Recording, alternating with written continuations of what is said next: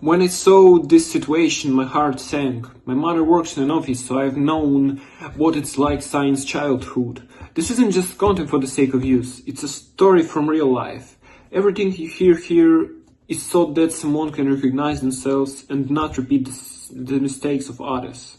All names, companies are of course fictitious. Nate's grin twisted when I walked past him that morning, like he knew something I didn't.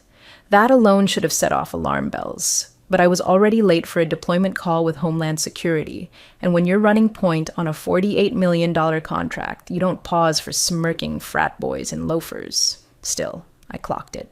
That twitchy little flicker on his face, the kind men wear when they've confused betrayal for leadership. 16 years I'd been here. 16. I joined Solix when it was 3 guys and a glorified espresso machine sharing a desk with a crypto startup that crashed 6 weeks later. I wrote the first data pipeline on my own laptop. I onboarded the first secure vendors from my living room while pumping breast milk for my daughter. I didn't wear blazers or, quote, TED Talks. I built the goddamn skeleton of this company while Nate polished his LinkedIn headline every quarter. If you've been listening for a while and want stories like this to keep coming, it really helps if you hit that like button and subscribe.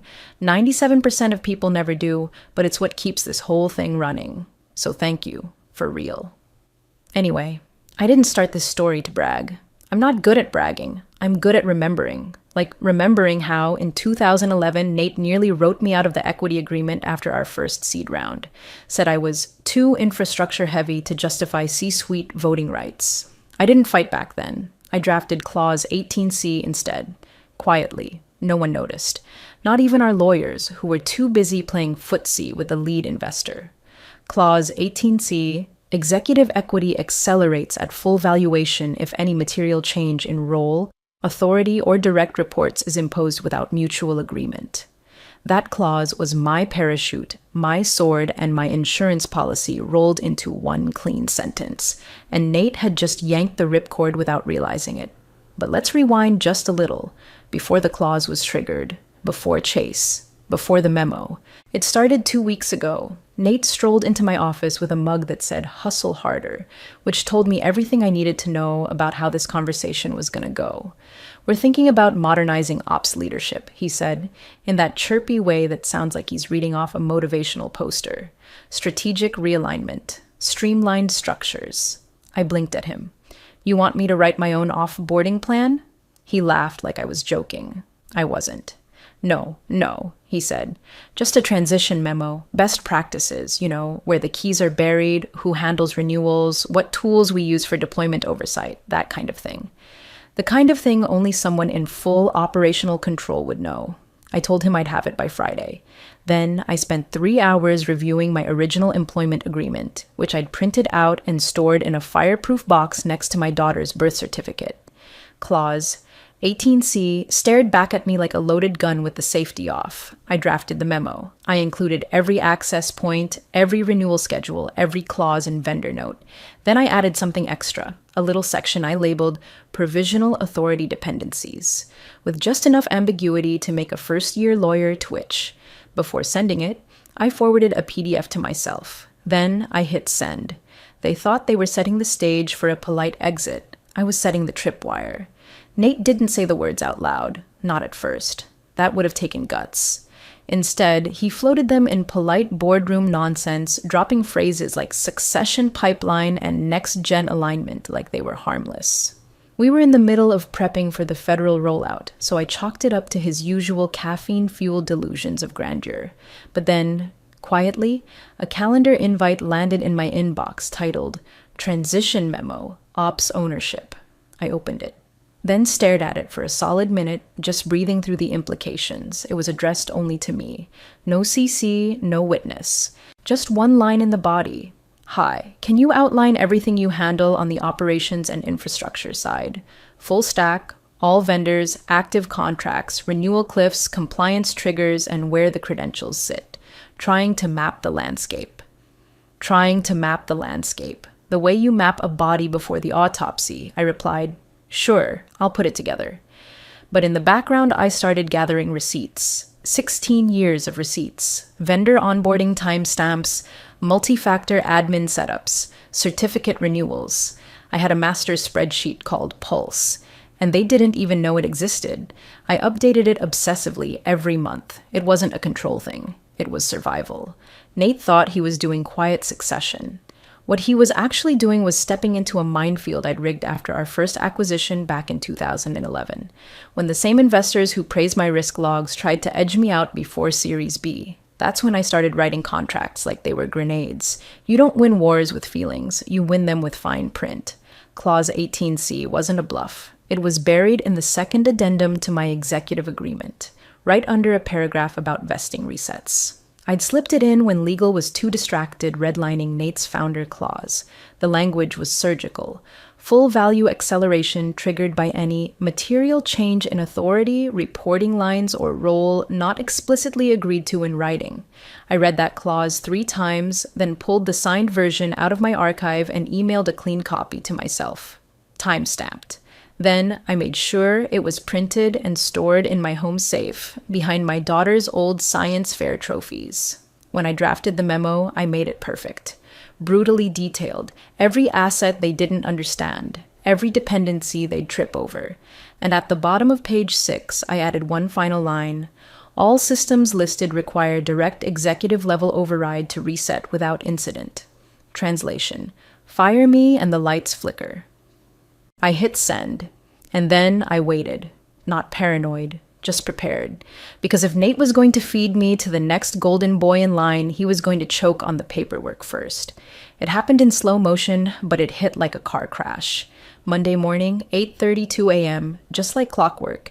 I was finalizing a deployment report when the office door swung open, and in sauntered Nate, beaming like he'd just closed a TED Talk deal. Behind him, Chase, 27, maybe 28, with the smug energy of a man who thinks his wireless earbuds make him a visionary. Aviators still on. Indoors. In my office. Nate didn't even pause. Just walked right up and dropped it like he was delivering bagels. "Chase'll be leading ops now," he said, clapping me on the shoulder like we were in some sitcom handoff.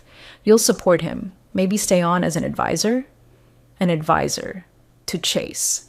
I turned slowly in my chair and met Nate's eyes. That grin of his. God, it had layers. There was the fake warmth, the patronizing confidence, and underneath it, a sliver of anticipation, like he expected me to flinch, or beg. "I appreciate the clarity," I said, voice flat as a leveled scale, and I smiled back, just a little, enough to make him wonder. I didn't cry, I didn't shout, I didn't even ask why. I just closed my laptop, got up, and left the room, quietly. The next morning, I found Chase loitering outside the server room, poking at his phone like it was supposed to unlock secrets through sheer proximity. He looked up when I approached, wide-eyed like he was about to ask me to fix his Wi-Fi. "So," he said, voice pitching up like he was trying to sound casual. "Ready to show me how it all runs?" I stopped just short of the door, let the silence breathe between us. Then I smiled. A small one, surgical. "No," I said. "I'm here to watch what breaks." His smile hung in the air for a second too long before it fell. He didn't know the passwords. He didn't know the legacy triggers or the redundancy chain or what would happen if he approved a certificate change during a live deployment cycle. He didn't even know that the majority of our vendor contacts still routed through credentials registered to me. All he knew was what Nate had told him, that he was in charge now. What Nate hadn't told him, what no one told him, was that power without understanding is a trap. And Chase had just stepped into it in Yeezys and a Patagonia vest. I walked past him and keyed into the server room, left the door open behind me. He didn't follow. Good. Let the silence teach him something Nate never did. I wasn't going to sabotage them. I wasn't even going to lift a finger. Gravity would do the rest.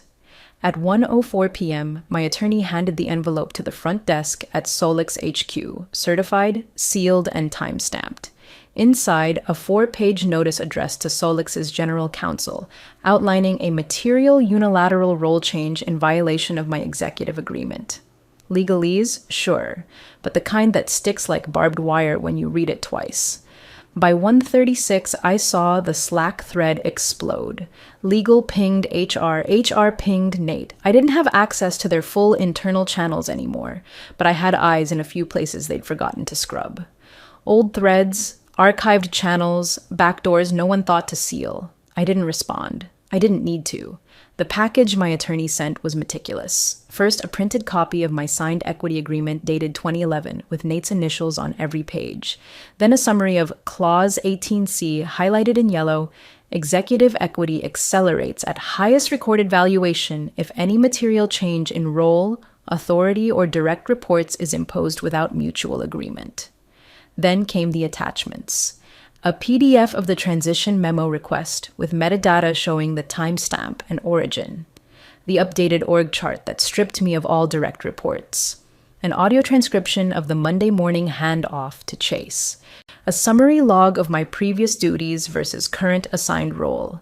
By 2 p.m., the company's general counsel had read it, twice, and forwarded it to the board with a subject line that said, simply, urgent. Clause 18C, executive equity conflict. That's when the real panic started. See, I wasn't just a glorified project manager, I was an executive, on paper, on record, with rights they didn't even remember granting me. They thought removing me from direct reports was a formality. They thought the word advisor would soften the blow. They didn't realize that demoting an executive during an active deployment quarter without a signed agreement was like throwing a match into a munitions locker. And Clause 18C was the fuse they lit with a grin.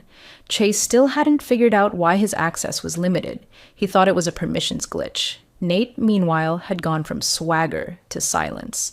I watched him disappear from Slack that afternoon. No updates, no calls, just the little gray dot next to his name flickering like a dying signal. By evening, I got a text from a colleague in finance. Did you actually trigger a payout clause? I didn't answer. I just stared at my screen, watching the company I helped build try to wrap its head around what it had just done. I wasn't being emotional. I wasn't even angry. I was simply watching a system execute the instructions they'd given it. That's the thing about infrastructure. You build it right and it doesn't care who's in charge. It just runs. That evening, while most of the team was heading out for overpriced tacos and happy hour margaritas, Chase sat alone in his glass-walled office, jabbing at his keyboard like the system owed him something. He was trying to get into the infrastructure control panel, the real backend, not the shiny dashboard with widgets and KPIs. The bones, the grid, the heartbeat, access denied. He tried again. Different credentials, admin override, its shared pass, still nothing. He thought it was a bug. Maybe something I forgot to update. Maybe the old system was finally breaking down, justifying all his preloaded plans to modernize ops with whatever LinkedIn course he'd skimmed that week. But nothing was broken. I hadn't revoked him. He'd never been granted full rights in the first place. See, Chase was used to systems that begged to be used, but ours was built differently, layered, air-gapped, and calibrated to distrust enthusiasm. Credentials weren't just passwords, they were positions. Access wasn't a click, it was a chain of authority, codified over years, linked to one name. Mine. By 7:42 p.m., I saw the first trace of panic. The company-wide infra-access channel buzzed with pings. Someone from DevOps tried to escalate permissions through the admin shell. Another pinged legal, asking if the org chart changes had officially posted. They had, which was the problem. At 8:03, the head of IT ran a full credential audit. Every command chain, vendor relay, and SSL cert routed through master keys tied to my executive profile. Deactivating me wouldn't unlock access. It would implode the entire structure. Because when you spend 16 years building a system, you don't leave back doors. You leave insurance. And Clause 18C wasn't just active, it was radioactive.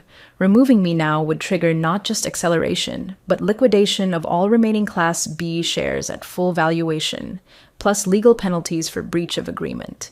And thanks to the clause's placement, right before the quarterly close, it meant they'd owe it this quarter, not next. No kicking it down the road. The only way to move forward was to either get me to cooperate, deactivate me, and both options were poison. The next morning, Chase didn't come near the server room. He didn't say a word to me in the hallway, just stared down at his phone like it might explain how a system could exist that didn't respond to authority, just to structure. He thought power came from title. But infrastructure doesn't care what's on your LinkedIn. It only listens to who still holds the keys. Wednesday morning, 9:11 a.m., a ping lit up the legal team's Slack thread with a message no one wanted to see. Pulling clause. 18 Sai again. Check line 42. Acceleration language might include Q3 valuation. It came from a junior associate named Callie, barely a year out of law school. She wasn't even supposed to be reviewing executive contracts that week, but she had a habit of reading everything. And she found the line they all missed, buried deep in the clause, right between two benign sentences about vesting calculations, was the trigger. Equity accelerates at highest recorded valuation if role redefinition is imposed within an active product deployment quarter. And Solix was right in the middle of rolling out the largest contract in company history, a $48 million federal deployment tied to national infrastructure modernization. We were 2 weeks into implementation, performance bonuses, valuation boosts, and government reporting, all of it wrapped into Q3.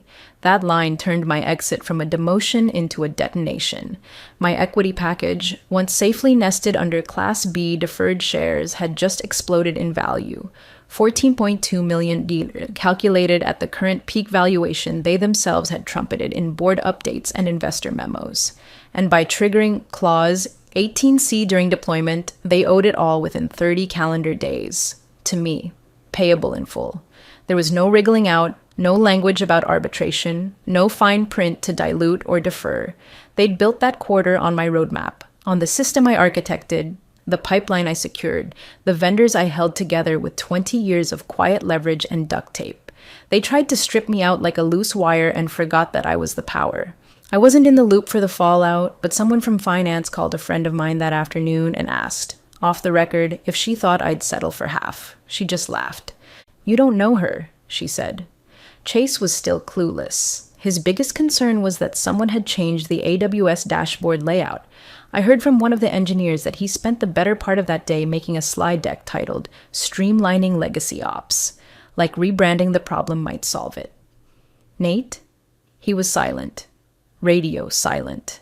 The kind of quiet you only hear when someone's realizing just how badly they've misplayed a game they thought they invented. The board had already approved the org chart. It was public, filed, shared with stakeholders, a done deal. They'd pulled the trigger, not knowing it was wired to a payout bomb. And now they had 30 days to figure out how to explain to investors that they owed me more than $14 million because they wanted me to train a guy who couldn't even spell Kubernetes. You build your value quietly for 16 years, they'll call it loyalty. You collect on it in one clause, they call it warfare.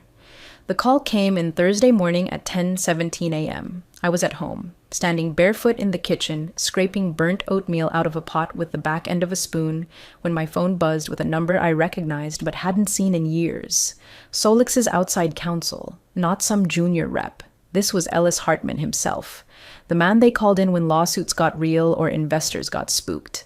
The same man who once toasted my promotion at the company holiday party back in 2016 with a glass of $400 whiskey and told me, "You're the glue, you know that?" Apparently, the glue had become too expensive. I let it ring twice, picked up on the third. "Good morning," he started, doing his best to sound breezy. "We've all been a little surprised by how things unfolded this week. Nate speaks very highly of you, still does. We were hoping to explore an arrangement that's mutually beneficial." I didn't say anything, just listened, stirred the oatmeal, let him twist. "We understand there's been a contractual activation," he continued, choosing each word like it might bite him. "But perhaps there's a version of this that doesn't result in immediate payout pressure. Perhaps we convert the equity into a deferred compensation structure in exchange for, say, a full mutual release, some non-disclosure terms, maybe even a consulting retainer to ease the leadership transition." There it was. The ask. They wanted silence. Delay. Cheap dignity and a tidy NDA. I didn't answer. I handed the phone to my attorney, who had been sitting across from me at the kitchen table, sipping coffee and reading the Wall Street Journal like we were talking about the weather. She put the call on speaker and leaned forward. Her voice was even, crisp, almost bored. Solix formally triggered Clause 18C, effective as of Monday morning. My client has no interest in renegotiation. We expect full execution as filed, 30 days from activation. Silence on the other end, then a breath. Well, Ellis said, quieter now. Perhaps we rushed a few things. Perhaps we can revisit the board motion and— No, she cut in. Clause 18C includes a board-signed material change. It's been filed, time-stamped, public. Your only option now is compliance. More silence. No pleasantries this time. After a moment, he hung up. Politely, but without promise. I looked over at my attorney. She raised an eyebrow, then went back to her coffee. There was nothing to discuss, no room to haggle, no hand to play. They wanted to delay the pain. I wanted it done. When you spend 16 years holding up the roof, they forget you know where every damn support beam lives. And when they try to bury you under the house you built, it's only fair to take the deed with you. They usually catered these board meetings like it was the Oscars, carved salmon, branded water bottles, floral arrangements too expensive to justify. But that Monday, the table at Solix HQ looked bare. Someone had pushed the pastries to the side. No one touched them. The investors had arrived early, suits pressed, expressions fixed somewhere between amusement and quiet fury. They already knew. At least the ones who mattered did.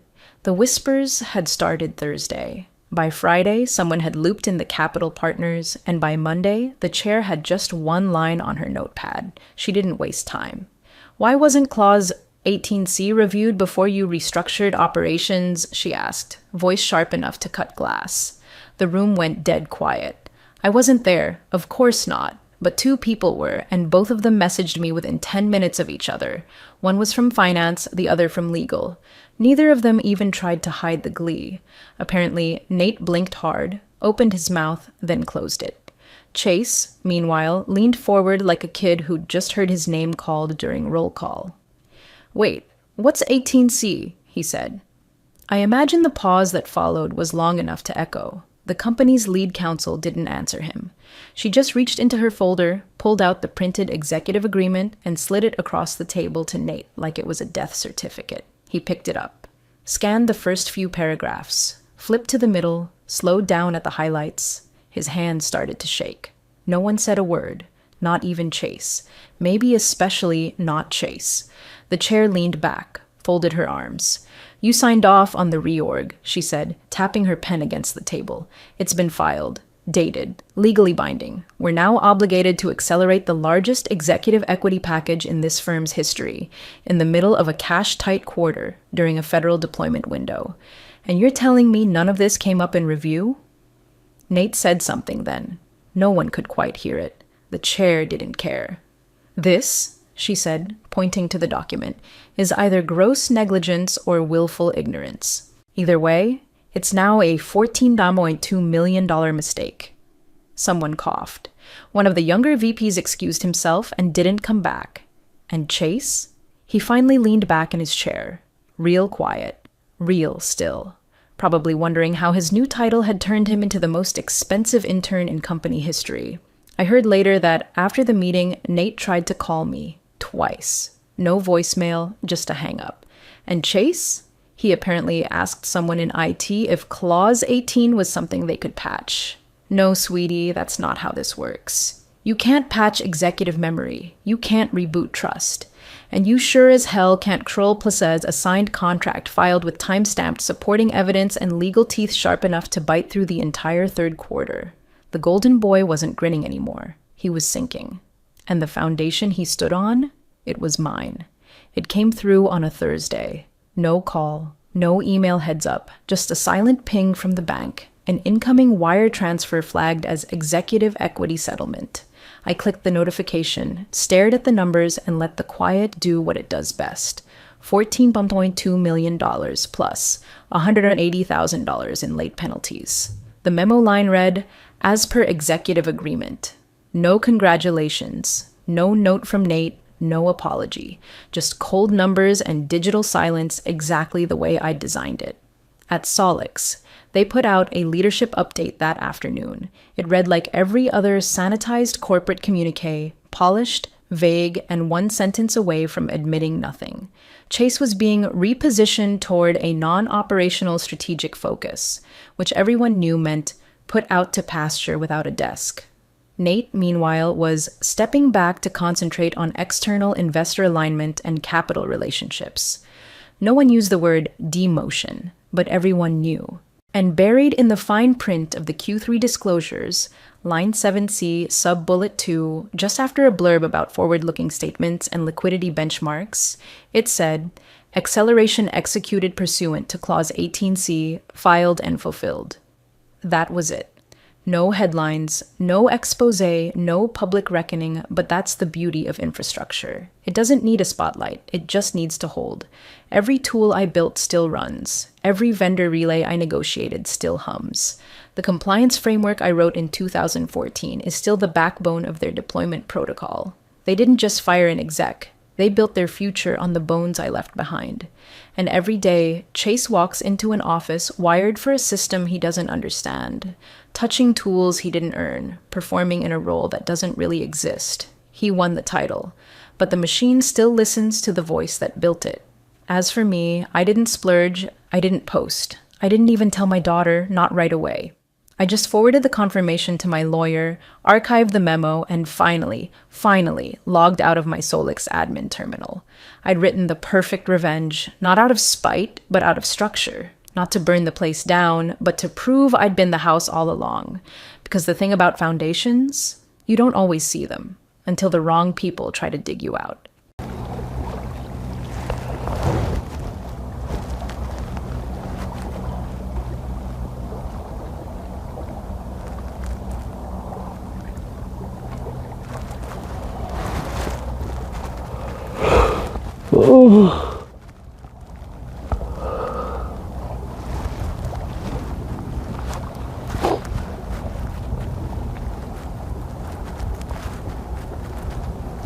아니, 이 양반은 아드님이 왔다시다.